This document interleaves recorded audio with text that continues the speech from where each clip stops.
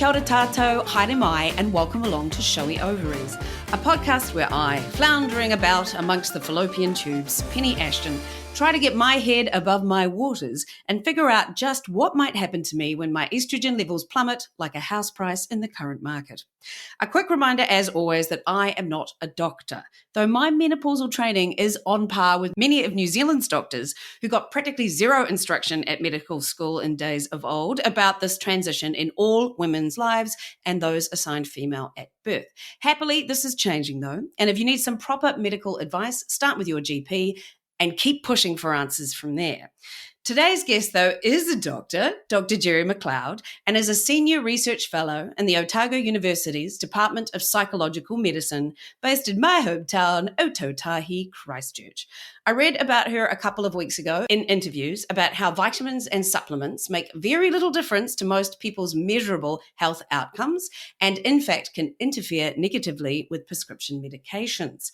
I was on Radio New Zealand's panel that day, so forwarded the story to Wallace, the host, to highlight because I have been on this bandwagon for years. And in studying up for this podcast, I have become more and more incensed by things like $150 bottles of, as Dr. McLeod puts it, hope in a jar. I mean, we cannot unilaterally discount the placebo effect, of course, but when they're crazy pricey, I just see it as predatory.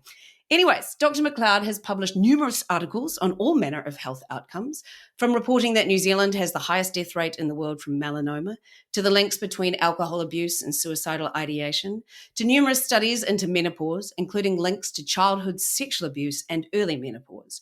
In 2019, she was the co-recipient of the New Zealand Medical Association's Robinson Award for the Christchurch Longitudinal studies finding around childhood markers for adult obesity. There's so much to say. She's also passionate and critical about the bloody appalling lack of any substantive research into women's health at all ages.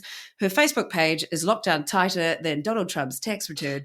So the only thing I can tell you from there is that she once went to the Catlins and took a picture.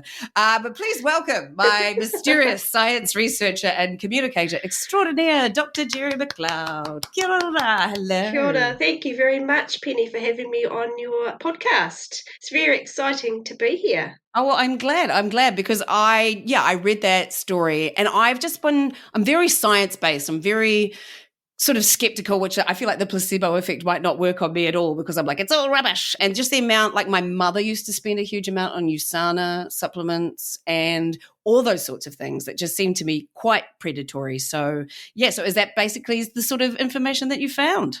In that supplements paper, yes, we did find that a lot of people were taking supplements that didn't actually have any evidence for efficacy, which means that there was no evidence they would work for the things that people were taking the supplements for, or for anything in general. They would even work for any medical condition, let alone the one that was labelled on the jar. So wow. We thought that was quite appalling. And so as a small research team, we got together and decided that we really needed to, in the New Zealand context, to put that information out there, starting off with clinicians and then, of course, talking to the media, and then hoping that that information filters down to the general public, so maybe they might think twice before reaching for what you've put correctly as hope in a jar, because that is basically what it is. I just would like to state that hope in a jar is an actual product. Yes. And so I want to be quite careful to not annoy the hope in the jar people because I'm not promoting them and I'm not dissing them. I would just like to say it's just a flippant term I'm using.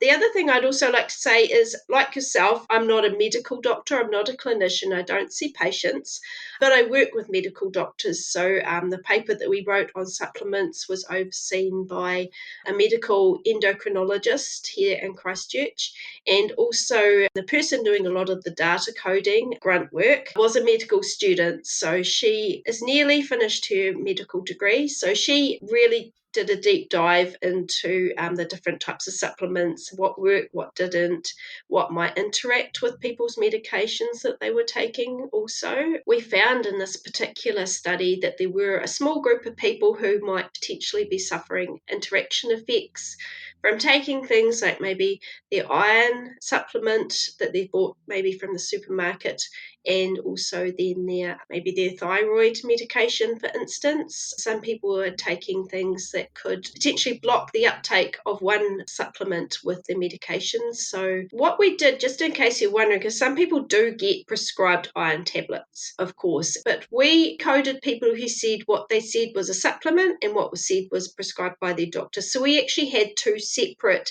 columns of data, one for what was prescribed, what was bought from the supermarket, essentially. So the people that said they had an iron supplement, we knew that was in the supplement column, so we knew that hadn't been prescribed. But then equally, that person said, I'm taking thyroid medication. So Right. there could be a problem there. Right. I love, this is the drilling down into the detail that academics have done, particularly around things like, I don't know, vaccines and stuff like that. So just the fact that to hear that in-depth analysis and, mitigating analysis and things like that as well is just so pleasing to me. And of course, this is what just astonishes me when people say I've watched a YouTube video and now I know more than you do. And also because you get accused of University of Google. Yes, exactly. And you get a lot of, accusations of big pharma and all this sort of stuff. But to me, there's a lot of big vita, as I'm going to dub it, around as well. Like, so this sort of cartel in a way around vitamin and supplements and trying to suppress any information like that. Have you come up against things like that? I personally haven't had any problems. My interest is to be quite careful to make sure when I publish a paper or I talk to the media or I talk in public about my research, is that I make sure it's done in a way that people don't go, oh yeah, but what about this? And oh, surely your results could be explained by that, because that's when there's that doubt creeps in. And if you're not there to answer it, you can't kind of get people back on the right track. And I think that's part of the problem with the vaccine movement is that they've gone, but what about this and how about that? And then there's no one been there initially to say, hey, this was all done scientifically. This is why it's good and proper. The problem was that back then it was done under the pretext of it being good science. The vaccine, the anti-vaccine people started doing stuff under the guise of good science to create their own vaccines and make money. So All right. it was all done under fraud. So, and then unfortunately I got a book published and then here we are today. So, is that from the Lancet? Is that one? With Yeah, originally from the Andrew Wakefield stuff was all done from a basis of fraud so he could make money making a new vaccine. Wow, I didn't actually... And then he published a book, you see, and then, of course, it took off from there. Oh, my God, because I knew all about the Lancet publishing his stuff about autism and vaccines, but I had no idea that he was developing his own vaccine. Yeah, he wanted to develop 3 different vaccines. Originally, the vaccine children are given is the MMR, which is 3 different vaccines in one. He wanted to make 3 different vaccines, so children had to get vaccinated 3 different times or 3 different products that he developed so he could make money. And his original study used 10 children from his 10-year-old's child birthday party. So he had a birthday party for his son and then took blood samples from the children that came to the birthday party, and that was all part of his research. Was there any consent around that with the parents of the children? I don't know. I hadn't read anything that there was. I have a feeling there wasn't, because I think part of the reason it was withdrawn was because it wasn't ethically done. But I'm not sure we should be talking about vaccines on the podcast.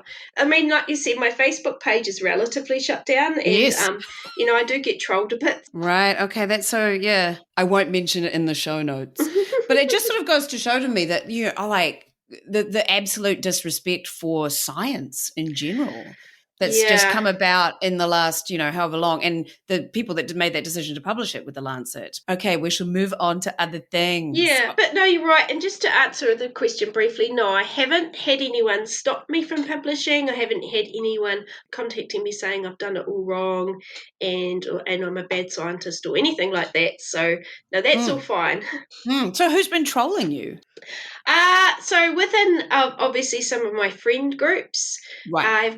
I have friends who are going through menopause and have menopause symptoms. So I often will say, like, for instance, one of them was saying, oh, hey, what menopause supplements work? I'm having menopause symptoms. I'm like, don't try any of those. Don't waste your money. You're better off going to see your doctor and explaining what's going on. If your doctor's not sympathetic, if you're based in Christchurch, there's a menopause clinic in Christchurch. There's a menopause clinic in Wellington that I know of. So go and see somebody who knows what they're talking about. Yeah. So, Dr. Anna Fenton in Christchurch. Well, she's my collaborator. I try not to mention her by name because I don't want to end up getting her to more business than she can handle. But the Forte Health has a menopause clinic. So you might not necessarily see her. Yeah. But there are some menopause specialists there, specialist GPs on menopause. So we had an appointment to chat, but it hasn't happened yet. As so often happens, things get pushed forward and back with around. Anna, yeah, with Anna. So hopefully I'll get her along to have a chat. But that's the terrible thing is like you don't want to mention one person in case she gets too much work because there's just not enough people. Specializing in menopause. Yeah, I think she told me I've heard her books are closed, meaning she doesn't just take people off the street anymore. You've got to have a recommendation from your GP. So I didn't want to overburden her.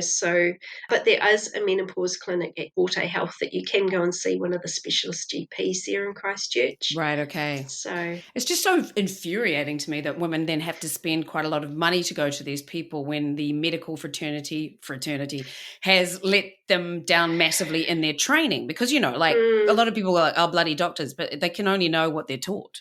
So also, but there's a bit of misogyny in the medical profession. So just a touch. They might be taught about menopause, but they might go, "Oh, stupid woman, what do they know?" as well. So they might know better, but they might just choose not to. Right. I personally hate seeing my GP. I dread going to my GP. I avoid it at all costs. If I have a problem, like particularly when I eventually get to the menopause transition, if I have a problem or I need anything, 49 and a half, and I'm still waiting to get to the menopause transition. I do feel that seeing my GP is actually a waste of time and money, and if I have a problem, I go to a specialist. And can you just go to a specialist? Don't you have to get a referral?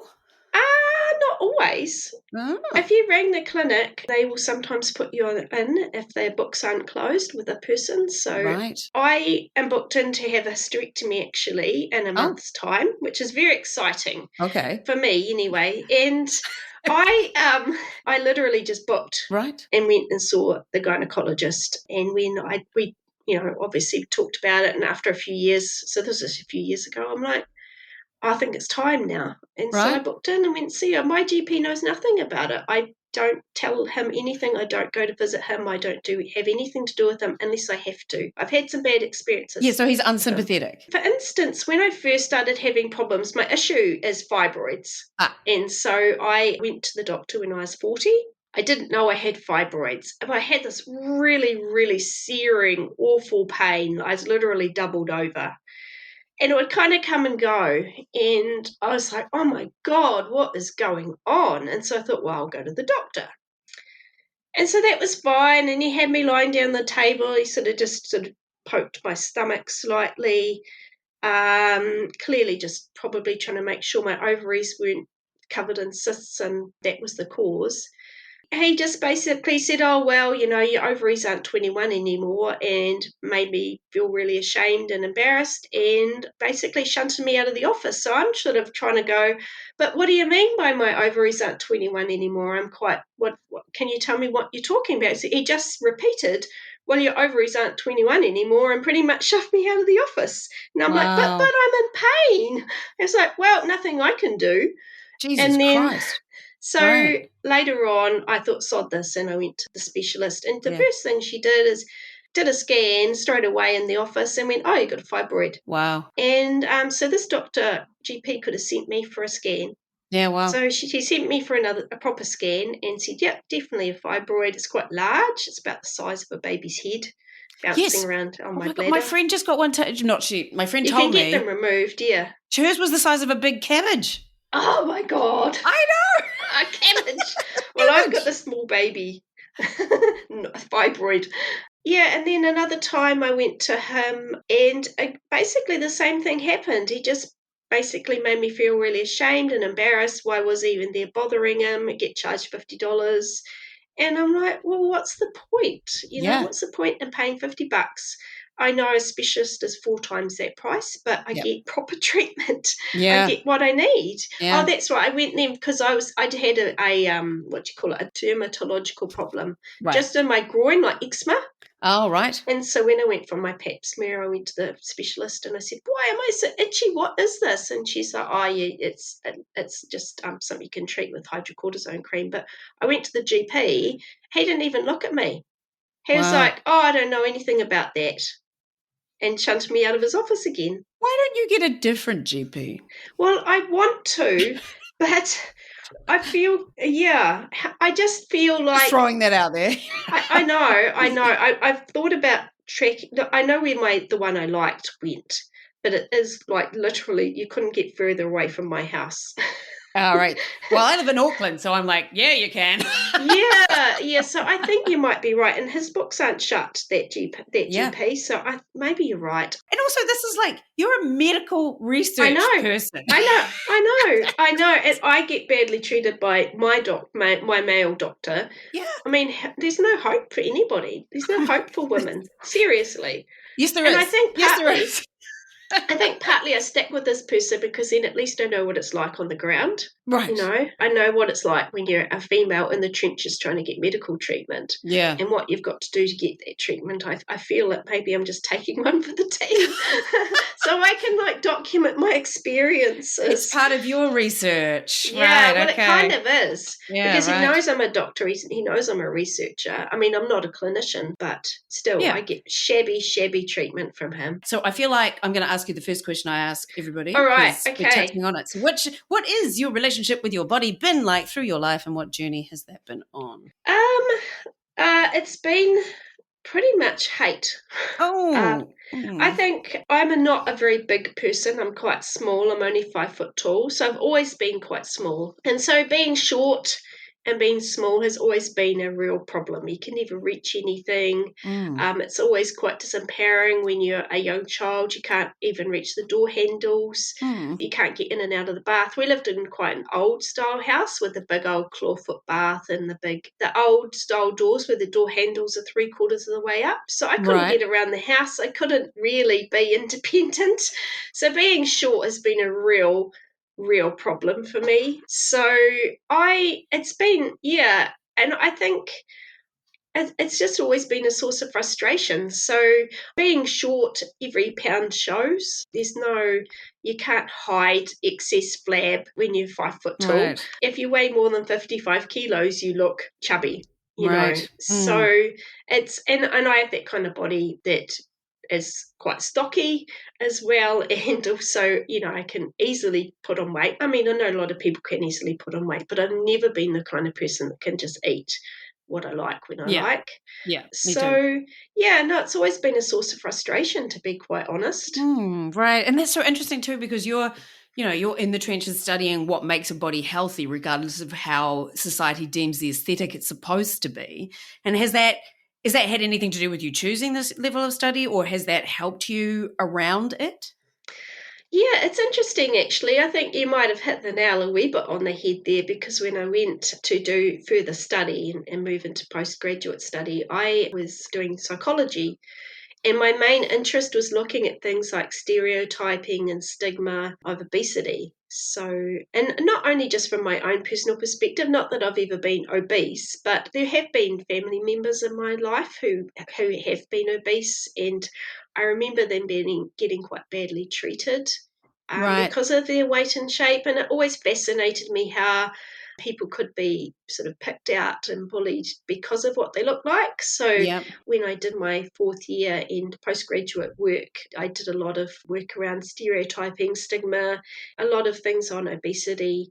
And I've sort of more moved away from the stigma stereotyping bit and more into, like, say, what actually causes good health, what causes weight gain, what causes weight loss, what kinds of people tend to be obese in their adult lives, those sorts of things. So, I think it has had a basis of my early experiences of family members being obese. Right. Okay. Have you felt the benefits personally to what you've studied? Has it helped with your self-image? I don't don't know if it's helped with my self-image, but I think it does give me a bit of a source of guilt because, that glass of wine, it's like, oh, double the risk of cancer. It's like, oh, yeah, those extra calories, not exercising every day, Yeah, it probably makes me a bit more paranoid, if anything. Right. Okay. Yeah. And I mean, I understand that. Just with me doing a lot of research into menopause, yeah, like everybody says to stop drinking all the time. And I don't drink all the time, but I drink, like 5 nights a week probably. So that a lot of people are like, you're just a couple of glasses of wine with dinner, but you're like, especially around, I am not adverse to the idea of HRT. I just feel like a lot of the benefits, like around the cardiovascular and the osteoporosis and stuff, but yet there is a small increased risk of cancer and things like that. So that all stuff to weigh up and things as well. You're a lot more aware of it potentially. So yeah, I guess that would play into your life. So then how did you, I mean, have you ever made peace with it or reconciled with it? Like, because you have children, so did bearing fruit from yourself help your opinion of yourself? Well, no, not really. I had children quite young, and then I had a big gap before I had my third and final child 3 years ago. Oh, So, wow. Yeah. my first two children, I lost the weight quite easily because obviously I was younger and running around, and my lifestyle was possibly a bit healthier, cooking a lot more from scratch and exercising more and doing more of those healthy things. But lately, with the type of job I do, it's quite sedentary, and yeah, you are a lot busier these days. I don't think I look after myself as well as what I could or I should. So Right. I certainly am hoping that I have a bit of a break and a rethink of my life during my recovery from the hysterectomy. I'd like to make some more long-term changes to how I am living in Right. terms of, like getting out and exercising. It's just hard with a toddler Oh, because you've got to sort of placate what sort of foods they like to eat and placate yes. them around how much they might want to go for a walk. It's often about what they want, so Yeah. it's quite hard to fit in your own physical needs at this age for him. So Yeah, and it's interesting too that you're timing that with a potential perimenopausal transition for all of that challenge that comes with various weight gains and things like that, mm, as well as toddler time. So yeah, so you were 46 when you had him, is that right? 47. 40. Oh yes, 47. 47. Yeah, well, Yeah. cool. Yeah, Yeah. I was getting on the old stage, yes, and being my name's Geri, Geri, and yeah, of the course geriatric. geriatric, yeah. I know. Once you turn 40, you're deemed a geriatric mother, aren't you? I thought 35, isn't Oh it? my Oh no, God, did is they it make 50? it younger so people didn't feel too bad? I can't quite remember, but Right, certainly 40 okay. at least is geriatric. Yeah. Yes, indeed, indeed. Right, okay. Well, that's a bit sad. So hopefully Sorry no, about that. no. Well, I mean, I love the honesty, absolutely. It's just what I mean, because I've been through, regular listeners will know that I took medication for epilepsy when I was young and no one told me that it could cause weight gain. And so I struggled against that for 16 years, never knowing why I couldn't lose weight and stuff, and didn't find out till I was 31 that was the issue. So that gets in deep. That shit gets in deep Yeah, and it's hard to because you shake. feel like, what did I do wrong? What am I Yep. doing wrong? And the Yep. self-blame, and yeah, that I would remember be really hard. watching Oprah and she was like, if you're overweight, it's generally something, some trauma in your past. And I was like going, I can't only eat when you're hungry. I'm like, I'm just hungry all the time, like Oprah help me. But yeah. But then it's so ridiculous too, because I was hardly, I was clinically obese with my BMI. I was like 77 kilos or something like that. And they were like, I'm 5'4.5" on a good day. Mm. Yeah. And I was like, obese really, and at that point I was going to the gym all the time and dieting like for about 10 years I didn't eat cheese, which is just very depressing for many reasons. So I was like, I've decided I'm much happier in my life giving up on cheese, that's for sure. Right, so now one thing too is that you're studying, okay, two things. I didn't know there was a longitudinal Christchurch study, so that's been going since 1970. 1977. I like to say we're the best longitudinal study in New Zealand that no one's ever heard of. Yes, exactly. Because everyone's heard of the Dunedin study. Of course they have, yes. Yes. Oh, well, you rolled your eyes. Sorry. Yeah. So they're slightly older than us. They just Mm, recently turned 50, their mm. cohort. Our cohort were born in 1977. So they're just a little bit younger than the Dunedin study. It's a completely separate study from Dunedin. So we had a totally different research team. We do talk to Dunedin, and I think one of the main researchers from Dunedin has had quite a hand in the initial setup down here back in the 70s. But we have a cohort who were born in the mid 1970s. We recruited 1,265 families. Right? And so we have studied those children on 24 occasions since birth. So we studied them 3 times in the first year. So when they're first born, a 3-month interview, a 9-month interview, a 1-year interview.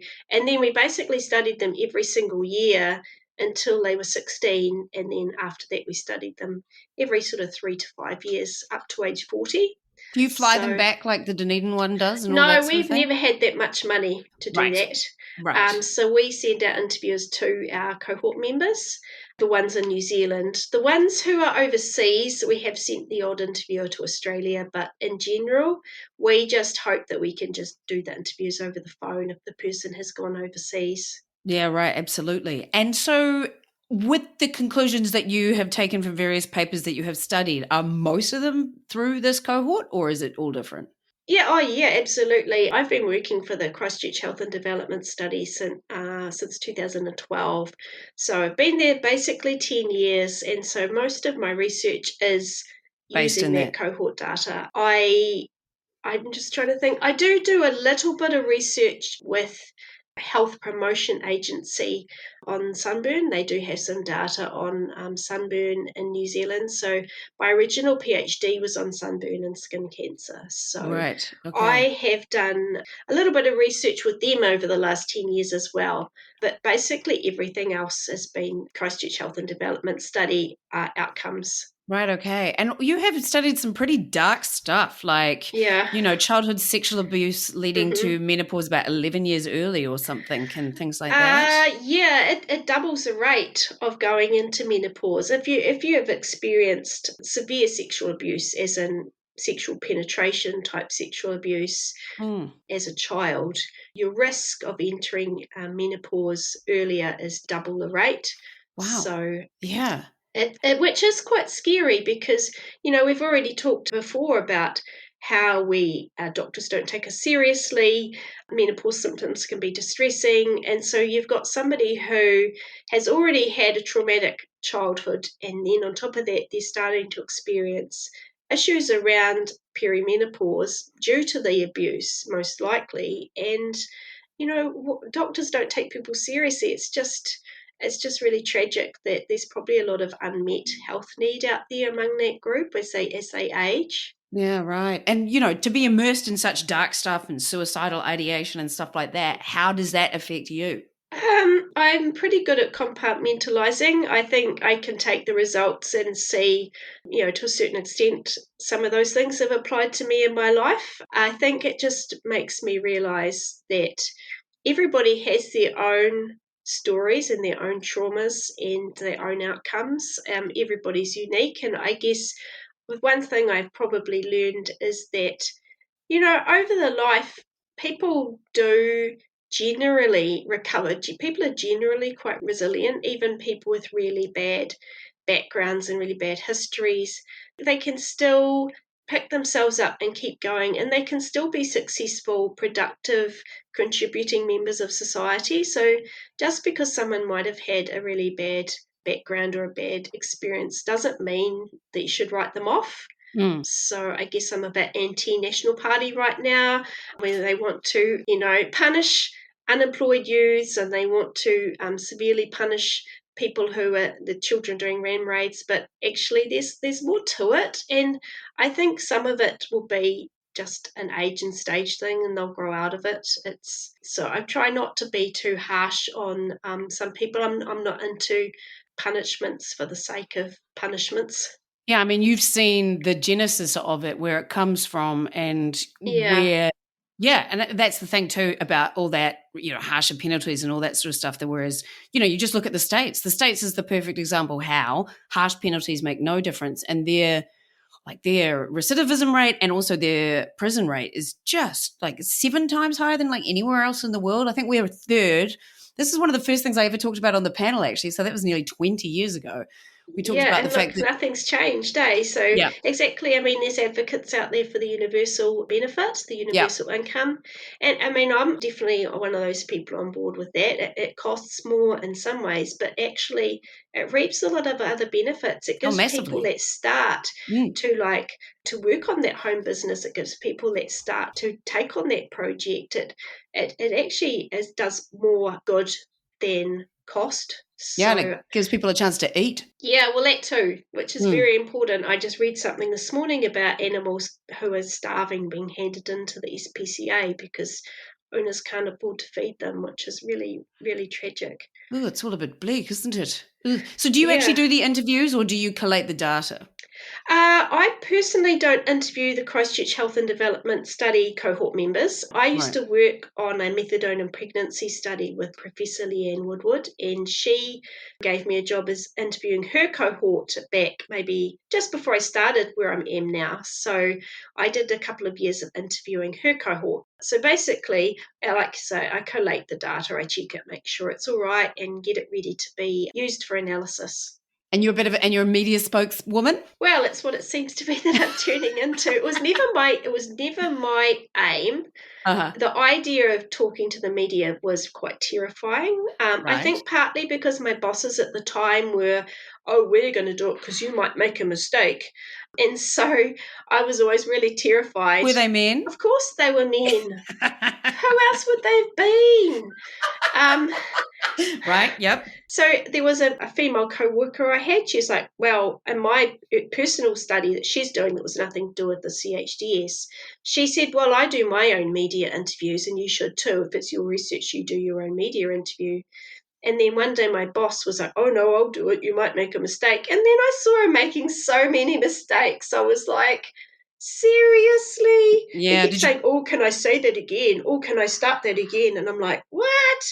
Um, and so the next time I published a piece of work, I put my name in front of his for the media, and I haven't looked back, to be honest. I've got a really Right. good relationship with Laurelie Mason, who's our media communications person. She's Yep. just lovely, and she's so supportive and so encouraging. Oh, So, right. Because she used to be the health reporter. So she is now your PR with the media. what yeah, for the University of Otago in Christchurch, she's the media communications person. So she does Perfect. all our media releases and things. So, I did just recently think, whatever happened to Laurelie Mason, health reporter? So there well, you go. I can tell you exactly where she is, and she's great. So she's Great. been really supportive and encouraging. So I, apart from looking terrible on breakfast TV, where the lighting, oh my lord, the lighting on breakfast TV and the camera angles are horrific. But apart from that, I've had good experiences.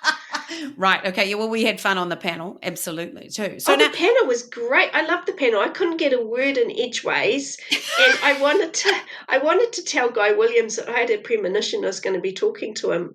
Did you hear about that when I talked no. to the? So what happened is I published my paper on supplements. This is just a few weeks ago, Mm. and the media release went out, and the breakfast people said, "Come and talk to us." And then I'm like, I have this weird idea that I'm going to be talking to Guy Williams. I'm going to be being interviewed by a panel about this paper. It's just this weird. I just thought, I'm going to be interviewed by Guy Williams. Where would that come from? Because he's not on breakfast TV. And then I did my interview on breakfast TV, and then the media person for the panel said, "Hey, do you want to be on the panel? We've got Penny Ashton and Guy Williams on the panel today." I'm like, "You're kidding." That I is pretty had a weird. premonition I was going to be interviewed by him. And that's what the funny thing is, because I was the one that flagged the story. So I saw it on breakfast. I emailed Wallace and said, I hate how people just, as we said on the panel, wee these supplements away because that's all that happens when you get excess in your body. You just piss it out. Yeah, it's And expensive wheeze. And I yeah, got to say wheeze on national radio. It was there you great. go. So that's hilarious that I was from watching you do that, then facilitated that. So that's, synchronicity and all of these things. It's a bit sad that you felt you couldn't get a word in edgewise, but yeah, if you put Guy I Williams, tried. Penny Ashton, and Wallace in a room together, it would be quite hard to get some words It was in. fun. I'd love to come back again if you will have me here. Okay, cool. So now, did you know anything about menopause much like growing up? Did your mother talk about her menopause or anything like that? No. Growing up, certainly no. Right. I'm not sure I really was aware of menopause at all.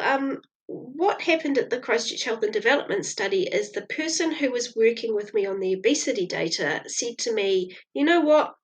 She was a woman who was going through menopause or had just recently completed her menopause transition. And she said to me, you know what, Geri, the next step the cohort members is that you need to start looking at the menopause transition of your female cohort members. And I'm like, what? And so this was back in 2016. The Yeah. cohort members were 34. And so I'd not really thought about it at all. So I quickly put in a funding application to get a little bit of money to have a person collect the data. And it was granted, which was amazing because getting money for menopause related research is almost impossible here in New Zealand. So that's how it all started. I'd not really thought about menopause or heard anything about menopause or really knew anything about menopause right back until about 2016. And then it was a really steep learning curve. Yep, I can relate to that. Yep.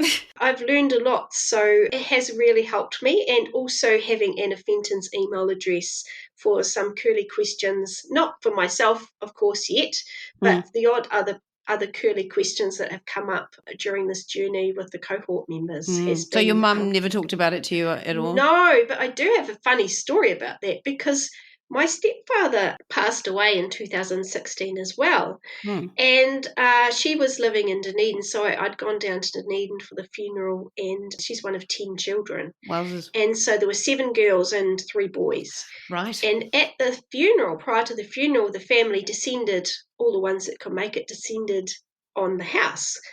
And so in the room, there was my mother, of course, and there were at least 4 other aunts in the house. And so my mother was one of the middle children. And so my youngest auntie she would have been in her early 50s. And my other aunts are all older than that. So having just started on my menopause transition information seeking journey with the Christchurch Health and Development Study, I just cheekily asked them, hey, can you guys all tell me, when did you go through menopause? And so they told me, and the range of answers was between 53 and 56. And I'm like, thank you very much. Yep. Because one of the key things about menopause is ask your mum, about her journey, because that's highly likely your journey will be really similar. So that's when I found out that I probably am not going to go through menopause till I'm at least 53.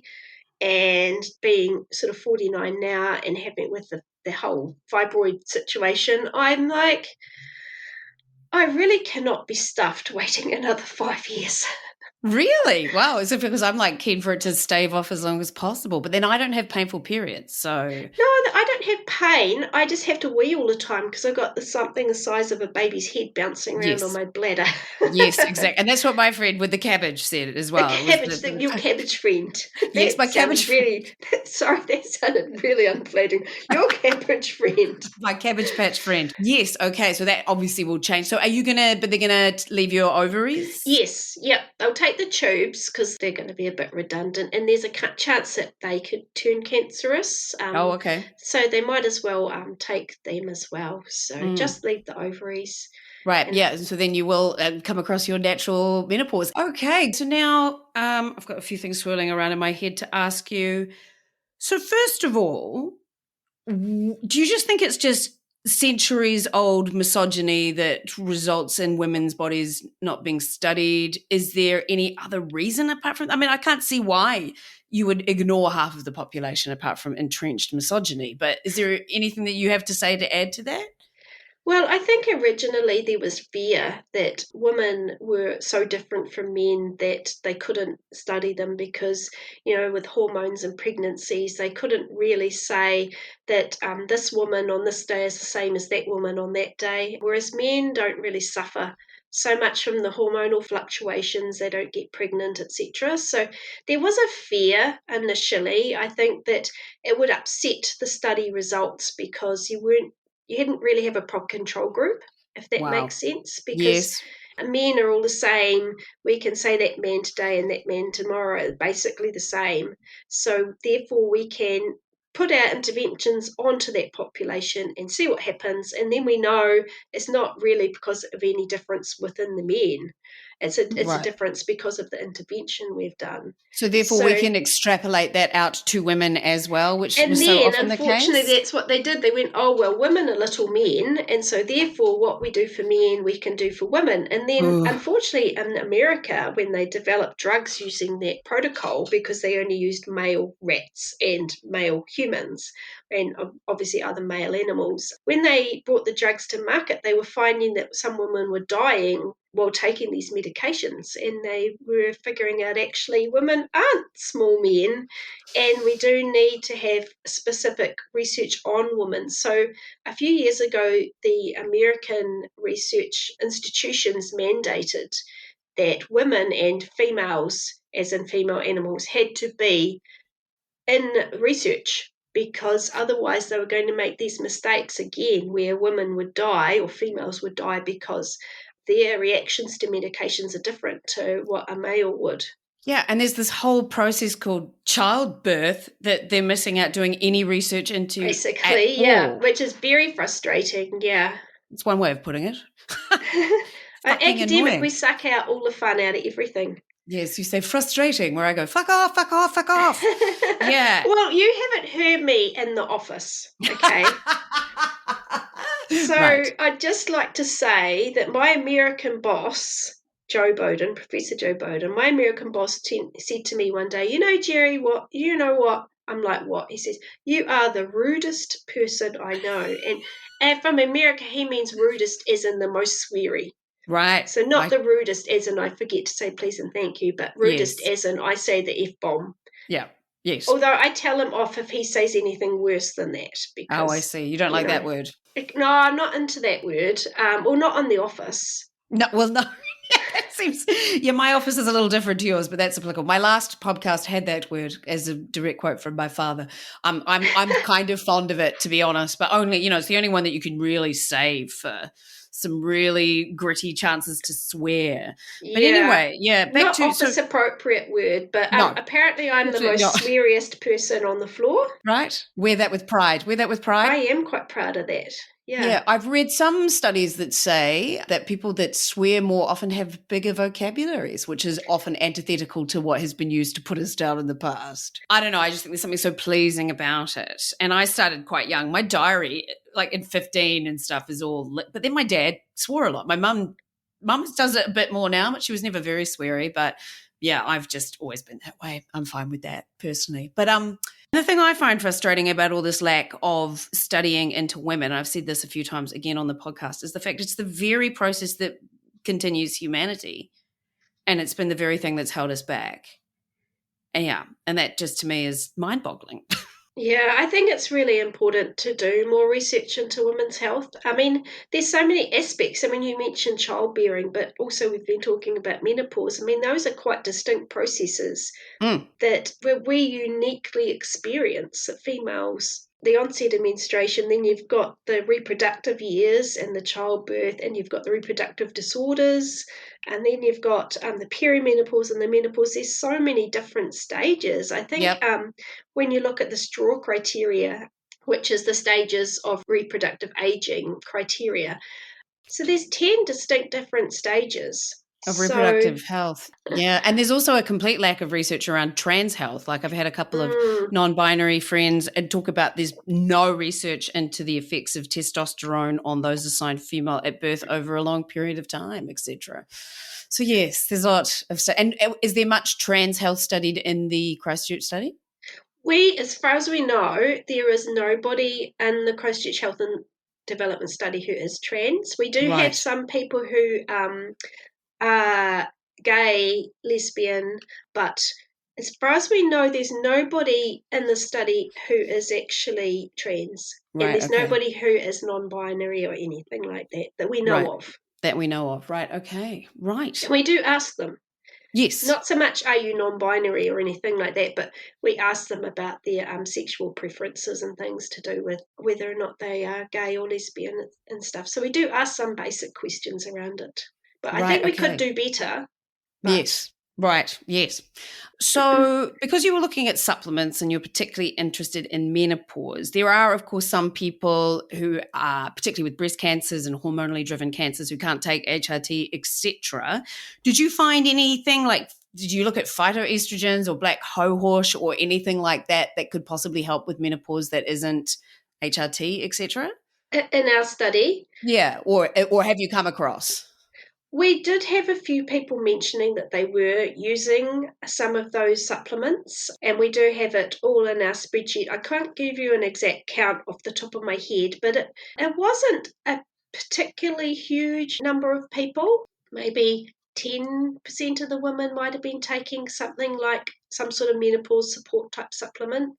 In terms of did they find them effective, we didn't ask that question. We just asked them what they were taking. Right. Okay. Because this is obviously, as I said in the introduction, you're more dealing with quantifiable outcomes, things that are easily measured. But obviously, do you feel less moody today is difficult. Yeah, we don't ask that specifically, like when do you take your supplement, do you feel a particular way? But we do ask them questions about, we'd ask them depression scales. So we ask them about their depression and we do their symptom counts. We ask them about their anxiety. We ask them about their suicidal ideation. So we ask a lot of the mental health questions, but we just don't say at the time, do you think your supplement use has affected how you feel? Right. So it's all done in the same interview. The interview takes about 2 hours. We sit down and ask the questions face to face. But I do know that the consumer magazine that we have here in New Zealand did do a menopause supplements study with Bev Lawton from Wellington, and she commented that basically taking supplements for menopause symptoms is a waste of money, which is basically what I'm saying, and I'm pretty sure that's what Anna Fenton says as well. She was the one that initially gave us the idea to do this study because she saw the spreadsheet as I was getting her to help me classify who might be taking a medication or a supplement that might affect periods, because I'm trying to classify the women in the Christchurch Health and Development Study cohort on their menopause status. And so she was helping me, and she looked at the spreadsheet and she was like, what a load of rubbish these people are taking. But it's consumer who have actually been the ones who have listed all the different types of supplements and then basically said, along with Bev Lawton, that they're a waste of money. Right. It must be one thing I would say that must be quite disheartening for people that can't take HRT and things like that. Particularly, I know somebody that was on HRT and has gotten breast cancer and now has come off it and is very sad about not being able to be on HRT anymore, even though you know that it could be detrimental to your health with cancer. But that's that whole thing about quality of life. But it must be very disheartening to think that there's nothing out there. Be frustrating. Yeah. Oh, here's my word again. Frustrating. Yes, frustrating. What about fucking maddening? There you go. Well done. Excellent. Yes, fucking maddening. Keep us in the office for a moment then. Right. Okay, good. Right. Okay. Was there anything else that you wanted to talk to around menopause or with your studies or anything like that? I think one of the things that really drives me really bonkers about menopause is the fact that there's just no funding to do research on menopause in New Zealand. I mean, I've put in many, many funding applications. Right. Well, actually, probably not many, many. And I have had a success in a couple of small ones. But basically, I've found in my travels since 2016 is that there is actually no test to determine what reproductive stage you're at. So there is no test you can do that says you are premenopause or perimenopause. There's one you could use for postmenopause, but you've got to wait till you really are truly postmenopausal to confirm that's actually the case. So yes, I'm really trying to get some funding to develop a non-invasive, clinically useful diagnostic test of menopause status with the people at Lincoln at Ag Research. So they've developed a sampling method that you can use that's based on the skin metabolome. And Right. I'd really, really like to get some money to develop that further, because I think many females and women will find it really valuable to know what their stage is, because then they don't have to go to a GP like mine who basically shames you and shuffles you out the door as soon as they possibly can after you've paid them $50 for no help at all. Mm. So I think that it'd be really nice to get some money to do something like that. I think it'll be a great service to women and on New Zealand as a whole, really, because I think menopause symptoms affect your work, it affects your partner relationships, it affects how you function in the world. Like I say, it affects your quality of life. And wouldn't knowing even something basic like your menopause status really help with your psychological well-being as well, to know where you're at? Yeah, absolutely. Absolutely. Do you think that the explosion in coverage that's happened even just the last 18 months will help with that? There has been a bit of an explosion, and it started off, I think, with the period poverty coverage. So that, I think, that really led into menopause coverage. I think that Gen X has gone, what the fuck, as well. Like, we're so used to having information at our fingertips that we've been like, what is this massive conspiracy that didn't tell us anything? So I think that's sort of had something to do with the driving of it as well. But yes. Yeah, and maybe, you've got more women ahead, getting up the ladder. So they're also getting to those positions of power where they can actually start going, hang on, I think we need to make some changes here. And we are seeing changes. There are some workplaces that are more sympathetic to women in menopause, not necessarily in New Zealand, but there's a lot more awareness. There's certainly talks at Canterbury University on menopause by Anna Fenton. Yep. So there's a lot more awareness. And so I think employers are starting to become aware as well that it is a thing. So hopefully it's going to be good in the space. There is that concern that this is going to give male employers more impetus not to hire females, Exactly. especially older females, because Yep. they're going, oh, well, they're just going to have hot flushes and will the air conditioning turn down to 15. So that is concerning as well, that there might actually be a backlash. And the psychology person in me sort of comes out and starts thinking again back to the beginning of the stigma and stereotyping research that I was doing originally. Right. So maybe I need to turn my mind away from stigma and stereotyping and obesity and look at stigma and stereotyping of menopausal women. I mean, because it's massive, like all those memes and jokes and stuff that are out there about it. But I guess the thing is, too, is that with knowledge comes the power of knowing that it's not necessarily permanent. And if you make space for people to find the right medical solutions and they don't lose them from the workplace, because, the amount of women that leave in droves at this sort of age. Well, I mean, I don't know the figures around that, but hopefully when I get some more funding to look at the Christchurch Health and Development Study cohort, my next set of questions are, do your menopause symptoms affect your employment? Yep. Have you had to leave work? Have you had to change jobs? I know anecdotally, like you do, people who have left work or reduced their office hours or reduced the kind of job they're doing just because of their menopause symptoms. So I want to try and tap into that when I next talk to the cohort members, hopefully later in this year.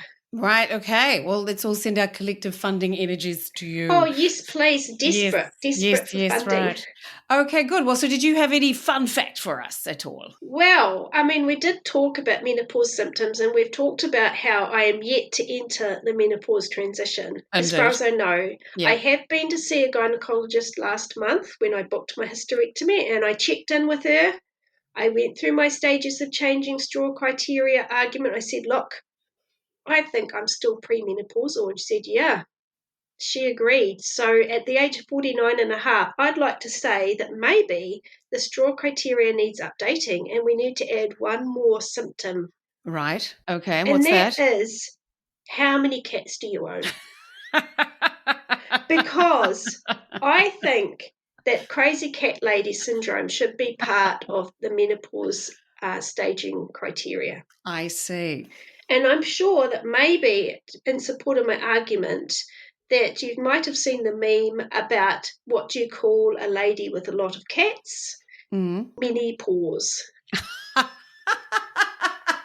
that meme, it will also back up my argument. The memes agree with me. Okay. So anecdotally, the memes agree with me that crazy cat lady is a symptom of menopause, and therefore I think it should be included in the list of criteria that doctors and people use. Okay, yes. And one of those ones that some people have and some people don't, because I haven't owned a cat since I left home. But but you might. I only just got into gardening and outside. I still have no houseplants inside. It's like if I always feel like gardening is a bit like parenting in the Middle Ages. You're like, why do my babies keep dying? But anyway, so I'm like, I'm not very good. I'm not very good at the responsibility aspect. I mean, if I had a cat, I would look after it, but I just like to be able to take off at a moment's notice and go do shows. I've got 2 friends right now looking for house sitters over Christmas, but what they're actually looking for is cat sitters. Yeah, well, I actually foster cats for Cat Rescue Christchurch, so I do own my own cats, so I'm kind of grounded here now as well. But when you foster a cat, you often only have them for 1 or 2 months, and then if you can't take one for a while, then you're off the list for a little bit, and when you can take them again, you can go back on the list. Husband is definitely not into it either. We both have this fixation of not cleaning up anybody else's shit. Oh. So we have no children, no dogs, no cats. So yeah, maybe I'm just fecal phobic. There we go. Fecal phobic. They have these cat boxes now that actually clean themselves. There's self cleaning litter trays now. Wow. So you just got to get on board with the technology. Okay. I'll take that to my husband and let you know what he says. Okay, well, thank you so much for your time. We've natted away for ages. I shall edit this down, but good luck for your funding, and thank you for doing and getting out there. And I just find the whole supplement economy, which is enormous, very predatory. It is enormous and predatory. It's enormous, and women, we earn less.